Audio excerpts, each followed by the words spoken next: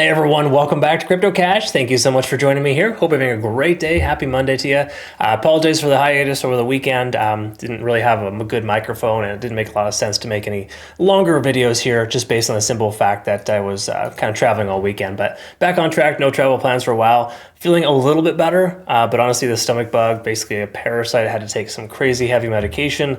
Just finished that round and now I'm just hoping to calibrate and get better. So hopefully the worst is behind me. Let's go ahead and take a quick look at the back end liquidation data, kind of see where we're at with Bitcoin, and just understand that we broke our descending trend line. Doesn't mean we're just going to shoot to the moon now, but it does imply that we're mostly back on track and that we may see a bullish backtest of that descending trend line, and we're going to pay attention to that too. So starting with liquidation, just kind of recognize here, we do have a liquidation upwards of 110,000, but there's still that heavy concentration between 112 and now approximately 115. So there's a lot of liquidation up there. Basically just a lot of shorts adding to the mix. And I took a short, honestly, on Friday leading into the weekend, expecting the price to reject off the descending trend line. It didn't. We may need to close that and consider some longs, but we want to be kind of careful doing that, of course, at this point, because this could be a fake out. However, when we look at liquidation delta, we have 10 billion more in longs than shorts. So that's a good sign. This is very good. This basically implies we've broken tentatively bullish and we're on track here.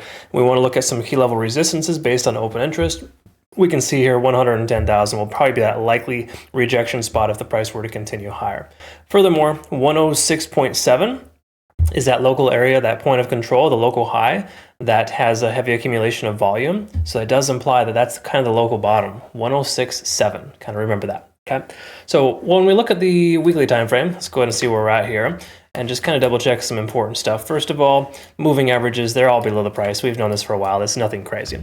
Generally speaking, on the monthly, when we are above all those type of trends, we want to kind of look at the oscillators and understand here that our RSI is high, money flow index is getting close, and we've maintained above the SMA. These are all very good signs in the weekly. We do have a stochastic swing to the downside, but with this significant doji candle from last week, that's a strong sign that we're here to stay. Okay, I think the 100,000 plus range for Bitcoin is a pretty strong likelihood at this point as far as maintaining that moving forward.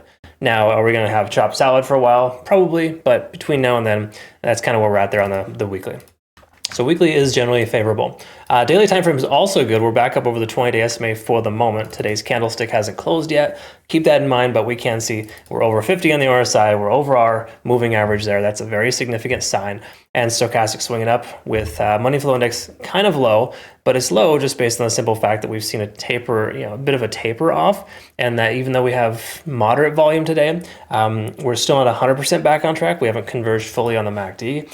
So we're like, I don't know, I would say this is like an 80% likelihood of sustainability in the 105 to 106K or higher range based on the daily time frame. Okay, now the 4-hour time frame tells us a lot here too. This is my favorite time frame, honestly, just because it's a good transition, and we can see we've broken above over the weekend. Keep in mind it was a low volume weekend, so it's hard to trust. So if you're curious why I just kind of hung out on the weekends, it wasn't just because I was traveling. It's mainly because low volume provides false results in a lot of ways, right? Now today and so far the last 8 hours has been super strong, high amount of volume that does increase the odds of sustainability. So I do think you probably should consider more so longs than shorts at this point. But on the same accord, be careful taking late longs on altcoins right now because they could very well dump.